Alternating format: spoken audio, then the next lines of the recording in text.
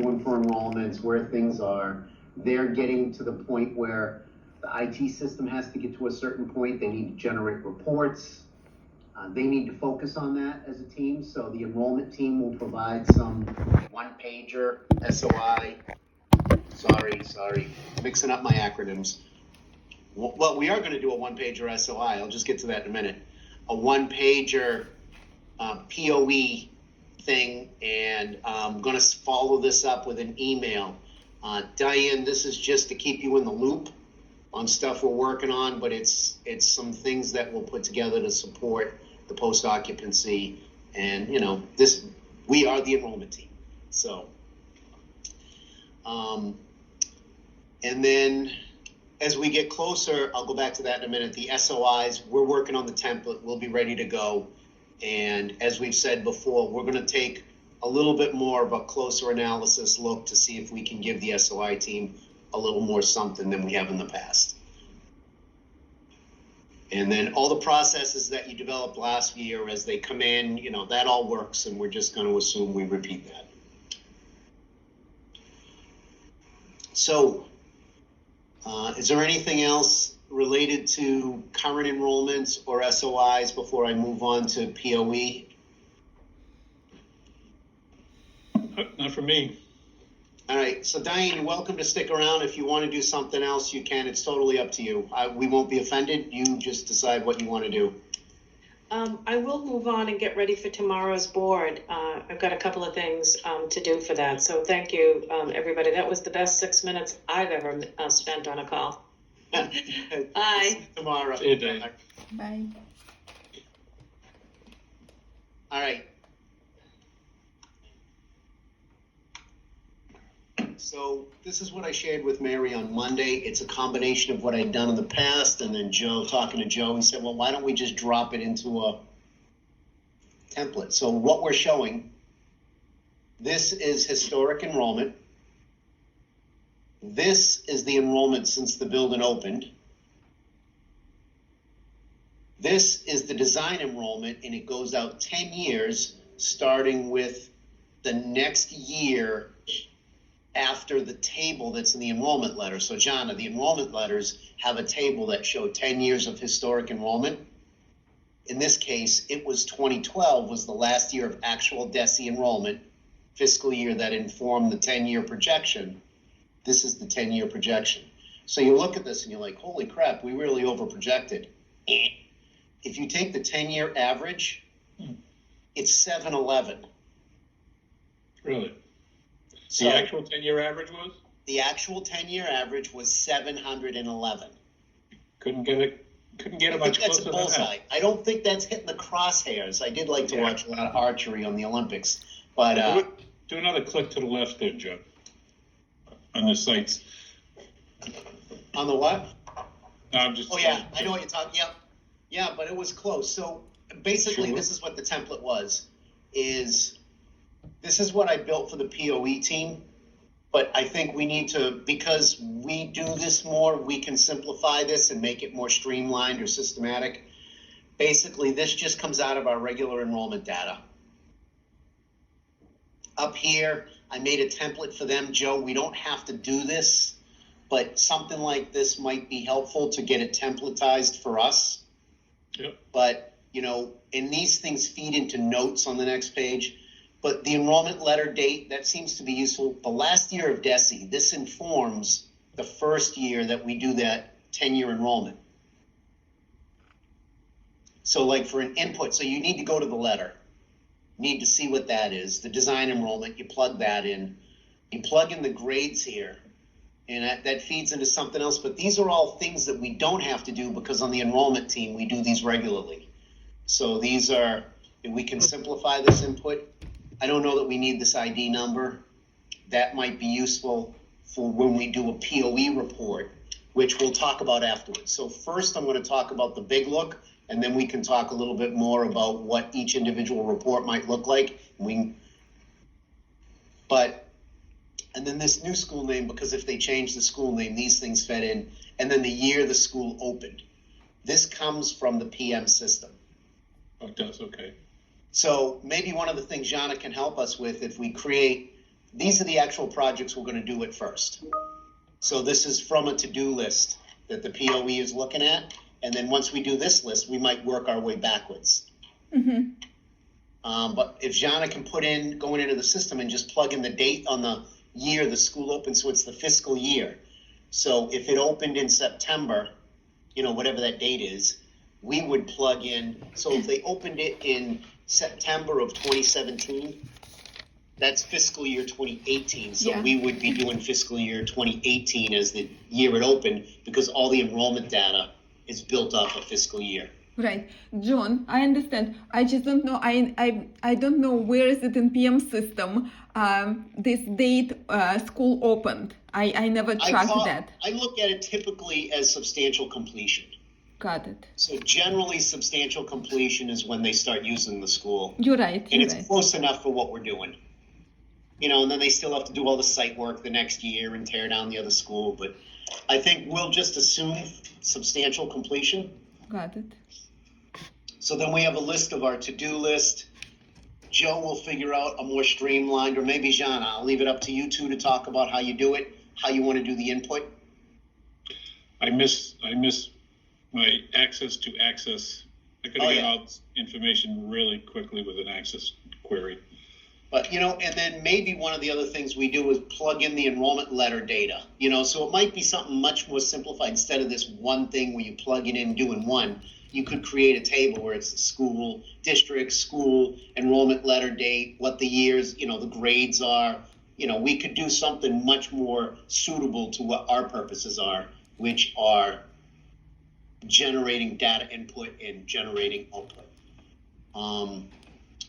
So I'm going to email this both to you. So then I gave them this and I put out instructions, you know, like you had to change these sums. You know, we do that as a matter of habit because, you know, that's what we do in enrollment. If we're looking at a 5 to 8 instead of a 6 to 8, we make those adjustments when we do our regular enrollments. You have to do the same thing here. This is the average. So you can see the design enrollment was 710. That's just the average of the 10 years we're looking at, and a lot of them might fall 10 years through 2022. So that's the actual average. Okay. Yep. So that's the actual average. You know, these things you guys don't need, but for the other team they did. I did an XY scatter chart. We might be able to get by with a line chart. The reason I did that is it allows you to have stuff like this where you can end. So it shows this is, you know, this is what the school was doing when students were actually using the school. This, even though the design enrollment was from here to here, the school didn't open until here. And then here's a projection. So for the projection, I just automatically assumed a construction bump. So I think for this template, Joe, you might want to just automate the construction bump. So you actually put, this is an actual projection based on the. Well, I have. You did a projection for Situate. I didn't do it here though. What I did was I went to the projection we did for Situate. Oh, and cut and paste? And just copy the data in here. Gotcha. But we would actually generate. Okay. You know, so I just went to Situate and just pulled the one with the construction bump. Yep. And then, so I'm thinking we do like a one pager like this. It's not too intense. Ultimately, we may use it in some sort of report. We can let Mary weigh in and let others see. So we're asking to do this report. Right now, it's a voluntary program. In the future, for projects that started being approved last August, it's in their PFA. So if you want our money, you let us come visit in 3 years. But the projects we're working with right now, we didn't have this program. So right now it's a volunteer program. The idea is, can we give them a little something? And you know, we can show how it worked. And so this is the new 10-year average. Yep. You know, so these are a little bit of a pain in the butt, but they're kind of nice graphically. Oh, graphically, I think it tells the complete story. Yeah, I just don't know how you did it, but I'll take a look. Yeah, it looks very nice. You can see how it's done right here. And so I got it set up so the year the school opens, so you got to double those years. So you can see here you have, the 710. Like we want to show on this chart also, maybe it becomes a text box, super clunky and not elegant, where we say the actual 10-year average was 711 students. So that's the chart.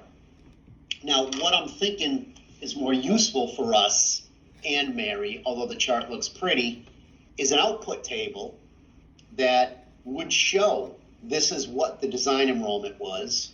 This is what, the actual average was. It might be useful to know what was the maximum and the minimum during that actual 10-year period. This part I haven't figured out. Mm-hmm. And that if we could create a simple table, Katie Loeffler and I, when we tried to do this, we made a mistake. We were trying to defend the size of schools, and it got us distracted. There are some enrollments where the district's going to grow. There are some districts where they're going to crowd all their kids into the new school. There's going to be some districts like here where we nailed it, but actually it's going to be a while. It'll probably bounce back. So one of the other things about this is even though from here to here, the school was actually, see, there's one thing missing from this. It doesn't tell you what the grades are. So that's a problem with this chart. We'd have to maybe fit it in the title or somewhere to say what the grades are. But it's 6 to 8. But we couldn't go by that school's enrollment of 6 to 8 because it was actually a 7 to 8. Really? It was a 7 to 8 until the new school opened. And then once the new school opened, they moved the 6th grade in. But even though, since the school was designed for 6 to 8, we project the 6 to 8 for the whole look back, even though at that time, 6th grade was in the elementaries. You mean the previous school was 7 to 8? Correct. Oh, Yeah. I can't remember. That was my school, so I know the school very well. Yeah. So this is sort of the chart. This thing here, I don't know what that is, but this is the construction bump. One of the other things I have is, I'm not going to 0, Oh, yeah. but I wonder. What happens if you do go to 0?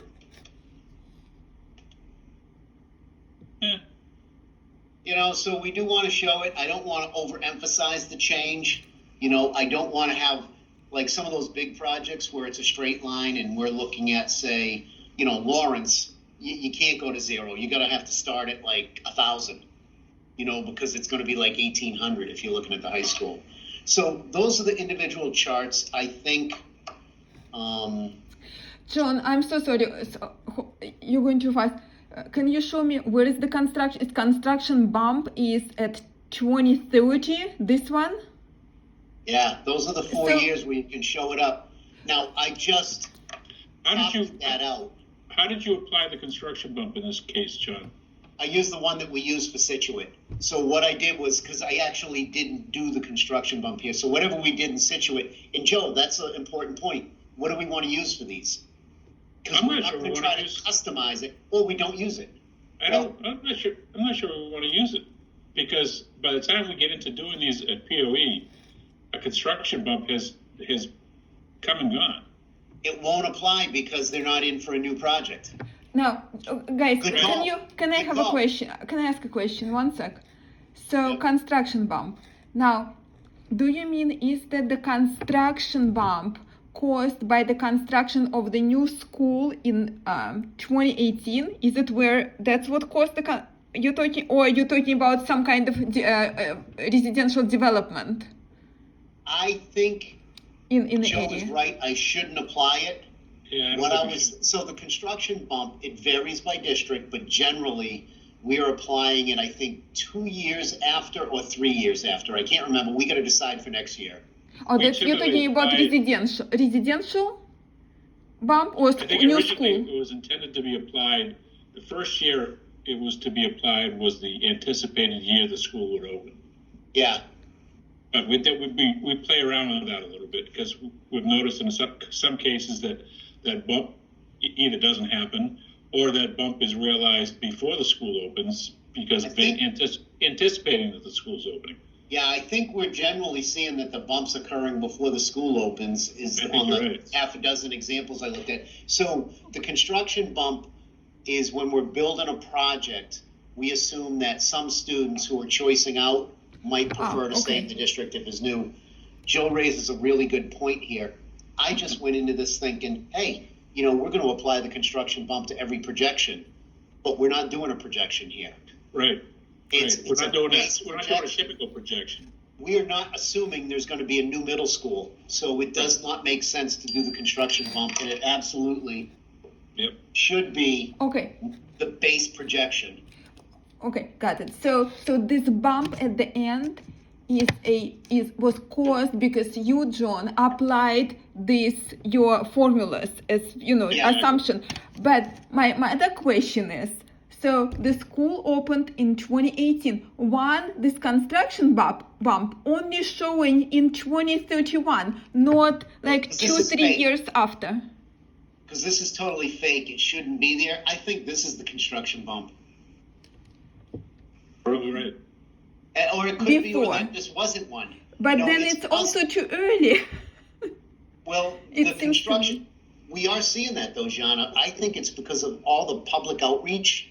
People Okay. are getting excited about schools, and then once they realize they have to make payments on this loan, then they lay off some teachers because they can't afford them anymore, and then, Okay. I don't know. I could get pretty Okay, cynical so on this bump, so it's like between 2014 and 2015, which, makes more sense to me because it's about, 3 years before school opens. Yeah, and if you think about it, we were doing the letter Okay, in 2013. So there was all kinds of excitement about that project okay, in 2013. okay. Got it, okay. But it was declining. In this bump, in some cases it shows up more pronounced than others, and sometimes it just doesn't show up. So the underlying trends are more important and have a bigger impact of what's going on in the district. All right, so this is really good. So I'm going to ship this off to you guys, noodle around with it a little bit, talk about how we might do this, and then we'll do it for these projects that I listed here for starters. Mary might have us bump back and look at some of the earlier ones. I said, though, going back too early gets a little more difficult. But we're not going to try to match the exact year to year. We want to do this, and then, so back to the database. Some sort of output that we can then turn in and play around for charts that's going to show, the school, the district, the design enrollment that we agreed to, the actual and average of that 10 years that aligns with the period of this 10-year projection. So there's some complications here that make it difficult to batch it, but it does make it pretty easy to do a template and then go through and make your custom adjustments so that you're averaging the right years, you're doing the right grades, like we normally do. Some way to indicate what the actual 10-year average was, and I think the min and the max, and I don't know, Joe, maybe increasing, declining, or mixed, maybe for that table where we spit out all the data and we capture this one line. It could have been going up and down, we'll just call it mixed. It could be it was continually downward, it was upward.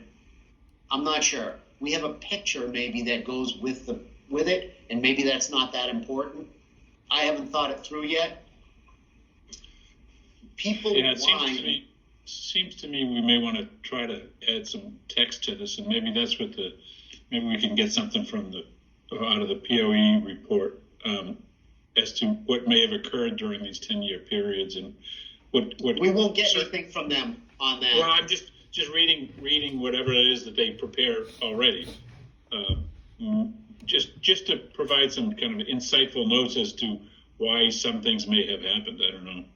So they do have in their system where they ask the districts, but Yeah. I've seen, from what I've heard from conversations, it's not too awesome.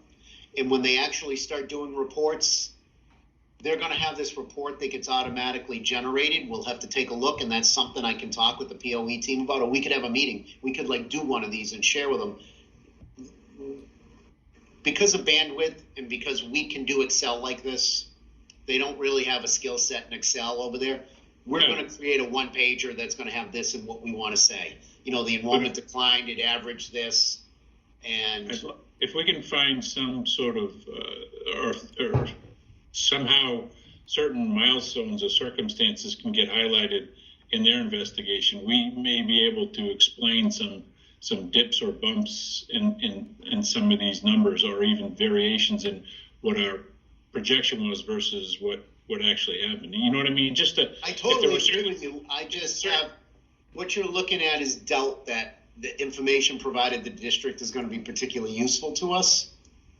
I hear you. But And I don't think that team is doing a big dig on what's going on. They're focusing on building. I get that. But if there's some big red flag that just jumps out at it, Oh, yeah. I'd like to take a look at it and see if there is anything that not necessarily the POE team does, but one of us may do as we're preparing this report. If we can look back at certain circumstances that may have happened, in certain. I think it's a events. really good idea. I just to try to identify any fluctuations in these numbers. So, Joe, would we say that enrollment started declining as soon as they decided the middle school, everybody had to do engineering?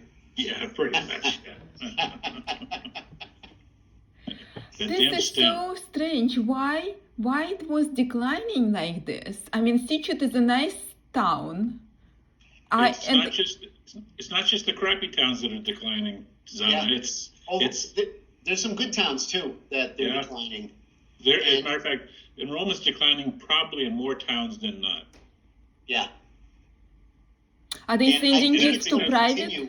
Why? I think the student overall in Massachusetts, the overall population of students is declining. Declining. Oh. That's And- so It sad. has been for years. Women are having less children. Right, basically that's Seriously, it. they're Women have having less children, and And it's going to younger show. folks- This pandemic is it's going to exacerbate that.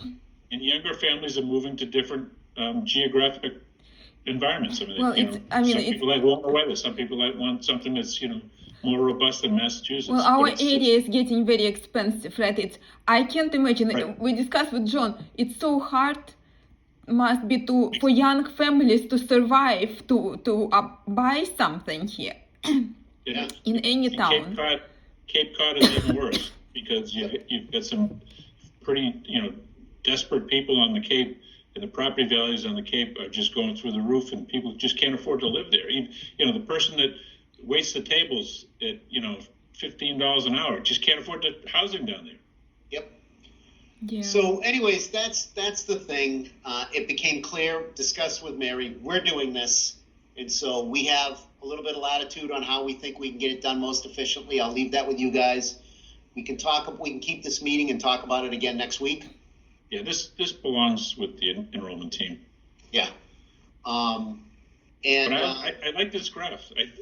I want to look at it some more and see if there's ways to embellish it. But I think it tells a lot of stories very simply. And this part here, we're giving them something. So particularly in this beginning part, they have to spend time. They have to take us through the building. They have to complain why things don't work. And, Right. get a little bit of an insight is, one district, they spent like an hour talking about how their magnets don't stick to their magnet boards. I But hate it when is that happens. important. Great. Your magnets don't stick to your magnet board. So for whatever reason, you let the contractor substitute something that didn't work. Is that helpful to the state for what we should? No. Half of them have problems in HVAC. That is helpful to the state.